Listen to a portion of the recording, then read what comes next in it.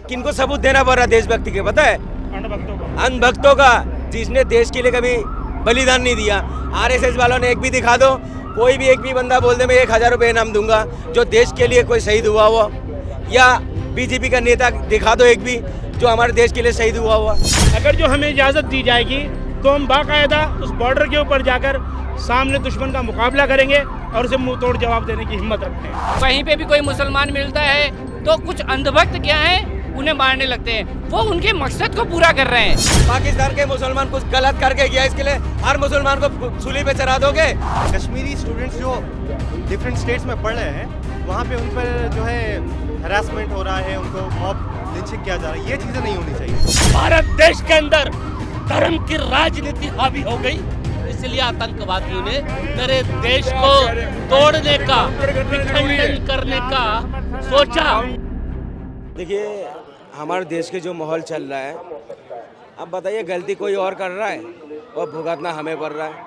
अब पाकिस्तान से 4 लोग आया, आके यहाँ हंगामा मचाया, लोगों को मार के गया। मैं निंदा करता हूँ, बहुत बड़ा, जितना भी निंदा करे उतना कम है।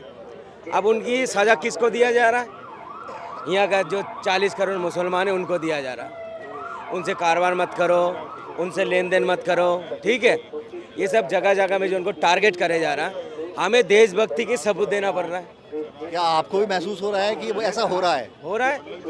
इन लोग जो है ना, मैं कल एक डिबेट में बोला हूँ, इन लोगों का बस के चले ना, जो अब्दुल कलाम जी थे ना, डॉक्टर अब्दुल कलाम जी थे, उनको भी गाली बकता इन लोग, मजबूरी में बोलना पड़ता है उनको।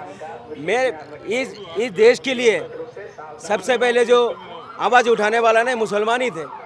वीर हामिद कौन थे सर, बताइए? मुसलमान थे। ये क्या नाम है आपका, अब्दुल कलाम जी कौन थे? मुसलमान थे। अगर तुम मुसलमान को गद्दार कह रहे हो तो उनको भी तो कह रहे हो तुम, बताओ ना। हमारा देश के जो पहले एक प्रधानमंत्री थे कौन थे, बताइए? मुस्लिम थे, 2 बार बने हैं। फिर भी हमें क्या करता, जिन लोगों ने किनको सबूत देना पड़ रहा देशभक्ति के, पता है? अंधभक्तों का, जिसने देश के लिए कभी बलिदान नहीं दिया। आरएसएस वालों ने एक भी दिखा दो, कोई भी एक भी बंदा बोल दे मैं 1000 रुपये इनाम दूंगा जो देश के लिए कोई शहीद हुआ हो, या बीजेपी का नेता दिखा दो एक भी जो हमारे देश के लिए शहीद हुआ हुआ। देश बीजेपी से नहीं चलेगा, देश संविधान से चलेगा। सरकारें आएंगी और जाएंगी, और जो इस वक्त माहौल बना हुआ है हिंदुस्तान के अंदर, खास करके यहाँ गृह युद्ध की स्थिति जो बनाई हुई है इन अंधभक्तों ने बनाई हुई है। और सोफिया कुरैशी हमारी जाबाज बेटी बहन हमारी, उसने अंधभक्तों के ऐसा बरनौल लगाया। और मैं शुक्रिया अदा करना चाहूँगा माननीय प्रधानमंत्री जी का, जिन्होंने ये इजाज़त दी और इस बहन ने हमारी लीड किया उस सिंदूर ऑपरेशन को। तो अब तक जो गंदी राजनीति पहलगाम के ऊपर हो रही थी, उसको मुंह तोड़ जवाब दिया गया। और आगे भी हम एक एक मुसलमान जो इस वक्त हिंदुस्तान के अंदर है, वो इन अणभक्तों से ज़्यादा देश के लिए अपनी आवाज़ उठा रहा है और इस देश के लिए कुर्बान होने के लिए तैयार है। अगर जो हमें इजाज़त दी जाएगी तो हम बाकायदा उस बॉर्डर के ऊपर जाकर सामने दुश्मन का मुकाबला करेंगे और उसे मुंह तोड़ जवाब देने की हिम्मत रखते हैं। सर हमारा बात तो यकीन मत मानो, अब इंडिया गेट में चले जाओ, इंडिया गेट में चले जाओ, कितने मुसलमानों का नाम मिलेगा। एक भी आरएसएस का बंदा का नाम दिखा दो, एक भी बीजेपी का नेता का कोई नाम दिखा दो जो देश के लिए बलिदान दिया।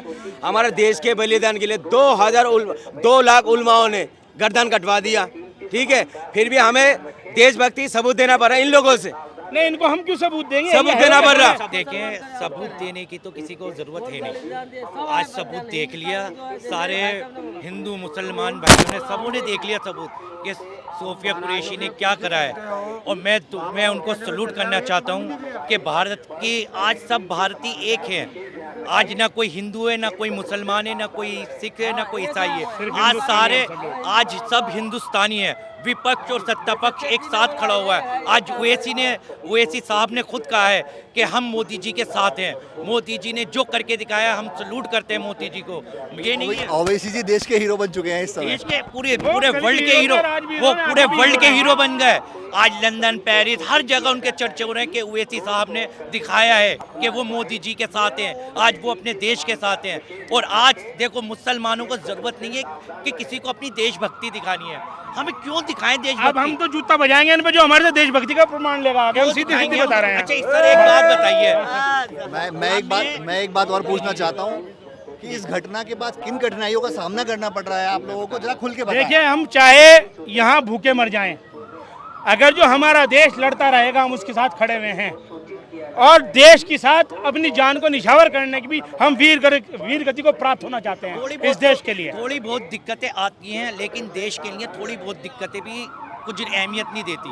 देश के लिए जो खड़े हैं, हमारे सेना खड़े हुए हैं, वो ना धर्म पूछ रहा है, ना जाति पूछ रहा है, ना आप पूछ रहे कौन से धर्म के हैं, वो हम सब के लिए खड़े हुए हैं। आज वो खड़े हुए हैं ना, आज वो खड़े हुए हैं जब हम यहाँ पे सेफ हैं और बोल रहे हैं।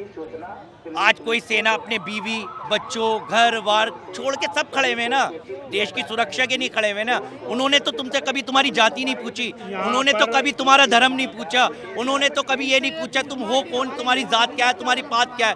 वो खड़े हुए कि हमें देख के वो हिंदुस्तानी हो, तुम हिंदुस्तानी हो, तुम सेफ मोदी हो। तुम्हारा ही है क्या? मोदी हमारा नहीं है क्या? प्रधानमंत्री है हमारे। मोदी जी ने क्या किया? मोदी जी को अपने खाते में कहीं को डाल रहे तुम? मोदी जी देश के प्रधानमंत्री हैं, अपने खाते में डाल के कहाँ में भेजना चाह रहे हैं? देखिए, ये प्रिसिशन अटैक था, जैसे साड़ी पे जरी का काम होता है ना। हमने तो जो उनकी सिविलियन की कोई डेथ नहीं हुई, हमने कोई उनको मिलिट्री पे अटैक नहीं किया, जो टेररिस्ट के कैंप थे हमने वो अटैक किया। अब पाकिस्तान गलती क्या कर रहा है, हमारे जो सिविलियन एरिया हैं वहाँ पे वो अटैक कर रहा है। जैसलमेर, अमृतसर, तो फिरोजपुर, ये वहाँ पे वो अटैक कर रहा है। वो बहुत बड़ी गलती कर रहा है, इसका खमियाजा उसको भुगतना पड़ेगा। अरे भुगत रहा है वो। मैं यही कह रहा हूँ कि प्रिसिशन अटैक, एक नपातुला और स्टिक हमला, एक स्टिक हमला हमने किया है, नपातुला हमला किया है, हमने वहाँ की आवाम को नहीं छेड़ा है। अगर 14 मसूद अजहर के परिवार वाले मरे हैं तो वो मरे। रऊफ मर जाता अच्छा होता, रऊफ अजहर वो भी मर जाता अच्छा होता। वो तो खुद कह रहा है वो भी मर जाता, मैं खुद मर जाता अच्छा होता, मैं खुद मर जाता। आज उन आतंकवादियों को दर्द क्या होता है ये तो महसूस हो रहा होगा जब उनका कुनबा खत्म हुआ है। ये लड़ाई होती चाहे ना होती, वो 30 करोड़ हमेशा से ही साथ में रहे हैं, सारे हिंदुस्तान वो हमेशा से ही साथ में रहे हैं। ये मैं इनको पता है, मैं बोल चुका हूँ पहले भी। ये गंगा जमुनी तहजीब हमारी आजादी से पहले से चल रही है, हमें उसकी कोई टेंशन नहीं। हमें अपने देश के, सुनिए हमारी बात सुनिए, एक मिनट रुकिए, हमें अपने देश के मुसलमानों से हमें एक रत्ती भर भी शक नहीं है, हमारे भाई है वो। दो लाइन बोलना चाहता हूँ अपने देश के लिए। बोलिए। देखिए, जो हकदार था वो पाकिस्तान चले गया, जो हकदार था वो पाकिस्तान चले गया, और जो वफादार था वो हिंदुस्तान की जमीन पे रह गया। ठीक है ना, हम वफादार थे, हमारे बुजुर्गों ने खून बहाया इस देश के लिए, हमारे बुजुर्ग सूलियों पे चढ़ गए, हमारे बुजुर्गों ने सीने पे गोलियां खाई हैं, पीठ पे गोली नहीं खाई है एक भी बुजुर्ग ने। एक बार सर पे पूरी कंप्लीट कर दूं, हमारे बुजुर्ग ने ना पीठ पे गोली नहीं खाई है कभी, सीने पे गोली खाई है, सीने पे गोली खाई है हमारे बुजुर्गों ने। और उन्होंने हमसे कहा था कि तुम वफादार हो जमीन के, तुम जमीन के अंदर ही जाओगे और जमीन के ऊपर भी तुम रहोगे। ये हमारा प्लान ए था, अब प्लान बी और सी बाकी है। मैं इतना ही कहना चाहूंगा, इब्तिदाए ऑपरेशन सिंदूर है, रोता है क्या, अरे जालिम आगे देख होता है क्या। जो आतंकवादी आए वो किसे मार के गए? हिंदुस्तानियों को मार के गए। उनका मेन मकसद क्या था कि तोड़ना, और आज कुछ मूर्ख वही कर रहे हैं। कहीं पे भी कोई मुसलमान मिलता है तो कुछ अंधभक्त क्या है उन्हें मारने लगते हैं। वो उनके मकसद को पूरा कर रहे हैं, वो ये उनका मकसद यही था। और जो बेवकूफ़ हैं वो उनके मकसद को पूरा कर रहे हैं। वो भी कम आतंकवादी नहीं है, जो मार रहे हैं वो भी कम आतंकवादी नहीं है, वो भी आतंकवादी हैं जो मार रहे हैं। अभी तक हमारे देश में ऐसी कोई घटना नहीं हुई है कि मुसलमानों को मारा जा रहा हो या कुछ भी किया जा रहा हो। इस चीज में मारे आप नहीं, मेरे उत्तराखंड में क्या हो रहा है? ये मैं मुझे इतना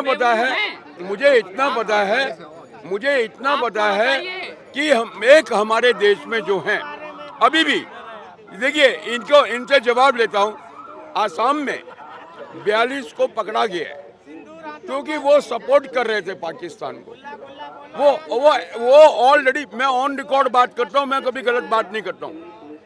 हमारे देश में भी गद्दार हैं, जयचंद हैं, मीर जाफर हैं, तभी तो ये पाकिस्तान से आतंकवादी आके वहाँ अटैक करते हैं, उनको पनाह भी तो मिलती है।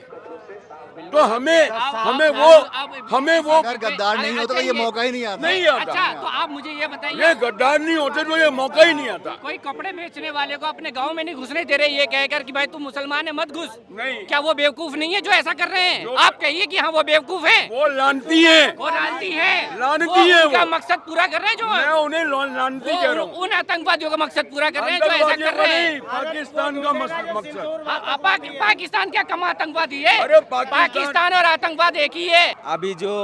अभी कश्मीर में जो हमला हुआ है, बताओ हुआ कोई आतंकवादी थे? कुछ थे जो हमला करके गया, बेगुनाह लोगों को जो मार के गया, पूंछ के अंदर, रजौरी के अंदर जो हमला कर रहा है, क्यों कर रहा भाई, क्यों कर रहा है?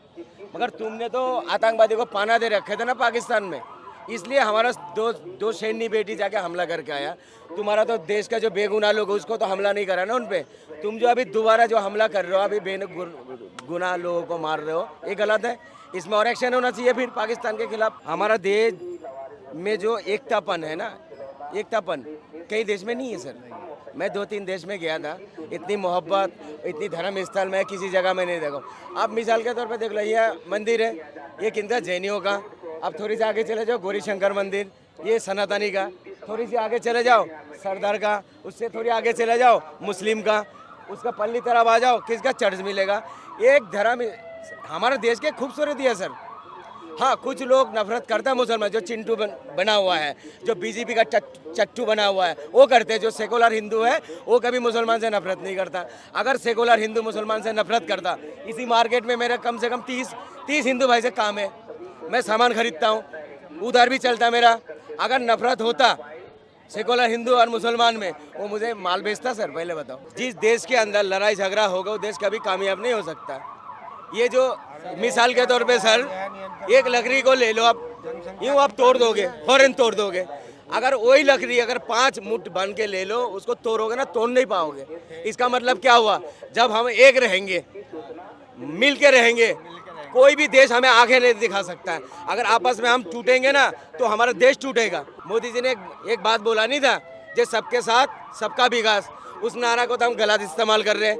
सबके साथ सबका विकास का मतलब क्या हुआ? हर जात के, हर धर्म के सारे हम एक ही परिवार है, ये थोड़ी है। औरंगजेब ने गलत करके गया तो अब्दुल से बदला लो। पाकिस्तान के मुसलमान कुछ गलत करके गया, इसके लिए हर मुसलमान को सूली पे चढ़ा दोगे? अगर ऐसे मैं भी बोलूँगा, जो ट्रेन के अंदर एक मुसलमान नाम पूछ के करे तो उसको भी दोषी ठहराऊं ना। आसाराम बापू कौन है? बाबा है ना।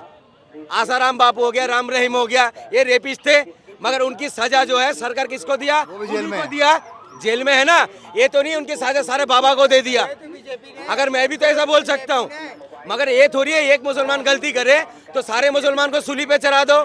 ऐसा तो अभी मेरा इंडियन 2 पकड़ा गया था, एक मुसलमान एक हिंदू रेपिस्ट केस में, उनको तो फांसी चढ़ा दिया था, ठीक है। ये तो नहीं पूरी इंडिया को सजा दे दिया। तो भाई जो गलती करेगा उनको सजा दो ना, कौन मना कर रहा? मैं ये नहीं कह रहा हूँ जो मुसलमान अच्छा है, कुछ है चिंटू हमारा लोगों में भी है, मगर मैं गलत को गलत बोलता हूँ, सही को सही बोलता हूँ। जो हमारे 30 करोड़ मुस्लिम हैं वो आतंकवाद का विरोध कर रहे हैं, खुल के कर रहे हैं। सर मैंने बहुत सारा हमला देखा हूँ अपनी टाइम पे, मैंने इतनी आक्रोश में कभी नहीं देखा। दिल्ली बंद करे नहीं करे थे एक दिन के लिए, हिंदू मुसलमान सिख सारे धर्म के लोग, गुस्सा था, आक्रोश था, ठीक है। मगर वो गुस्से को क्या कर रहे हो आप, आक्रोश को क्या कर रहे हो, बांट रहे हो। तो हमें सबूत देना पड़ेगा जब हम इंडियन है कि नहीं है, ये सबूत देना पड़ेगा क्या हमें? माने एक क्या करेगा, एक इंसान गलती करा उसके सजा सारे मुसलमान को दे दो। तो ऐसे तो बहुत सारे हिंदू भी गलती करता है, उनको सजा क्यों नहीं देते फिर? अगर आप अपने आप को फैमिली बोल रहे हो तो हिस्से की बात मत करो। ये जो भाई ने बताया ये इनका दुख है कि देखो हम आपका हिस्सा है, हमें अलग मत समझो। सरासर बात इतनी सी है कि जो है कोई आउटसाइडर की वजह से आपस में घर में नहीं लड़ना चाहिए। और इंडिया में अक्सर यही हो रहा है आजकल, आउटसाइडर कोई आता है, मुस्लिम धर्म हो या कोई और धर्म का, कोई और धर्म का, तो हम उसे कह देते हैं कि चलो आउटसाइडर है। लेकिन जब मुस्लिम धर्म का होता है तो उसे हम इंडिया में जो है एक अलग फसाद स्टार्ट हो जाता है, एक रायट्स हो जाते हैं। अब जिस टाइम पे पहलगाम हुआ था उस टाइम पे कश्मीरी स्टूडेंट्स जो डिफरेंट स्टेट्स में पढ़ रहे हैं वहाँ पे उन पर जो है हरासमेंट हो रहा है, उनको मॉब लिंचिंग किया जा रहा है। ये चीज़ें नहीं होनी चाहिए। करा वो गलत ही था, क्योंकि अपने हिंदुस्तान वाला तो ऐसा कोई करेगा नहीं, आपको ही पता है ये चीज़। तो मेनली जो है देखो, आतंकवादियों का कोई धर्म नहीं होता, उसे छोड़ोगे तो और करेगा वो, इसे जड़ से मिटा देना चाहिए। लेकिन क्या आप इस बात को मानते हैं कि उस घटना के बाद यहाँ का माहौल चेंज हो गया है? थोड़ा बहुत तो डर ही गया इंसान, लेकिन जो वो उसी डर की बात कर रहे हैं हम एग्जैक्टली। जो मासूमों की जान गई है वो गलत है, उनके साथ ऐसा नहीं करना चाहिए। पूछ के नाम मारे हैं, ये तो गलत है एक तरीके से। धर्म नहीं होता आतंकवादी का, मुस्लिमों को ही मार दो। मैं पाकिस्तान हमारा दुश्मन देश है, फिर भी हमें उनके साथ सिंपैथी है कि बच्चों की जानें ना जाएं। मैं बिल्कुल सही बात बता रहा हूँ, मैं खुद मुस्लिम हूँ, लेकिन उन्होंने जिसने भी करा है ये गलत है। आतंकवादियों का धर्म नहीं होता, मार देना चाहिए उसको। छोड़ोगे तो फिर और मारेगा 10-20 वो। तो बेसिकली ये तो ऑब्वियस टॉक है, अगर कोई अपने को छेड़ेगा तो घुस के मारना ही है। जो हुआ बिल्कुल सही हुआ, लेकिन वापस अब ये जो अटैक हुआ है वापस से पूंछ में जो हुआ है, अब इसका भी जवाब देना पड़ेगा हमें। अभी कश्मीर में एक आतंकवादी पकड़ा गया, ठीक है, वो तो हिंदू थे, हमने उनके कोई टिप्पणी करा नहीं करा, क्यों? गलत, वो भी गलत है, वो भी गलत है। जो गलत काम करते हैं उसका कोई तारीफ नहीं करना चाहिए, ठीक है। ऐसे अगर निकालोगे ना, बहुत सारे चीज़ निकालते हैं सर। देश ने, भारत के 142 करोड़ लोगों ने सरकार से सवाल पूछा है कि कब तक आप नपुंसक राजनीति करते रहोगे, कब तक आप धर्म की राजनीति करते रहोगे। इसलिए जब देश के 142 करोड़ लोगों ने सरकार के ऊपर दबाव बनाया कि आपने पठानकोट का बदला नहीं लिया आतंकवादियों से, आपने उरी का बदला नहीं लिया, आपने पुलवामा का बदला नहीं लिया, आपने पहलगाम हो गया। अगर आपने पठानकोट का बदला समय से ले लिया होता तो पुलवामा नहीं होता, उरी नहीं होता। आखिर कब तक आप ऐसे चुपचाप आप देखते रहोगे? तो उसका फ़र्क ये हुआ कि सरकार को पता लगा कि हाँ कुछ करना चाहिए। सरकार ने कानून में ये मीटिंग, वो मीटिंग, इसकी मीटिंग, उसकी मीटिंग, सारी मीटिंग करते रही सरकार। लेकिन मेरे देश के राष्ट्रपति जो आदिवासी, जो तीनों सेना की संरक्षक हैं, जो तीनों सेना के प्रमुख हैं, मैंने अपनी प्रधानमंत्री को नहीं, अपने राष्ट्रपति को रोते हुए देखा। उनकी आंखों में आंसू देखे हैं मैंने, देश की पीड़ा देखी है मैंने। तब राष्ट्रपति महोदय ने तुरंत आदेश दिया सेना को कि जाओ घर में घुस के मारो। और मैं बड़ी जिम्मेदारी से आपके चैनल पे बोलना चाहता हूं कि भारत आतंकवाद के विरुद्ध युद्ध लड़ रहा है। भारत किसी देश के विरुद्ध युद्ध नहीं लड़ रहा है, भारत आतंकवाद के विरुद्ध युद्ध लड़ रहा है। और यह भारत का दायित्व है, कर्तव्य भी। आत्मरक्षा करने का अधिकार क्या भारत को नहीं? लोग आएंगे, आतंकी देशों से लोग आएंगे, आतंकवादी आएंगे, हमारे बेकसूर निरपराध लोगों को मार के चले जाएंगे। अब तो हद हो गई है, अब तो धर्म पूछ रहे हैं, हिंदू है कि मुसलमान? पैंट उतार के दिखा, खतना है कि नहीं, कलमा पढ़ना आता है क्या? ये किस लिए? आतंकवादियों के जहन के अंदर ये विचार कैसे आया? क्योंकि देश के अंदर धर्म की राजनीति हावी है। देश के अंदर संविधान है, संविधान के तहत राजनीति चलनी चाहिए, लेकिन देश के अंदर, भारत देश के अंदर धर्म की राजनीति हावी हो गई। इसलिए आतंकवादियों ने मेरे देश को तोड़ने का, विखंडन करने का सोचा। क्योंकि इस देश के अंदर जब तक हम ऐसे बातों की, हम इसी बातों का फायदा उठाकर, हम इसी बातों का फायदा उठाकर भारत को अंदर से कमजोर कर देंगे। लेकिन भारत के 142 करोड़ लोग यहाँ पे हिंदू, मुसलमान, जैन, सिख, ईसाई, पारसी, बौद्ध रहते हैं। किसी ने नहीं सोचा था आज तक।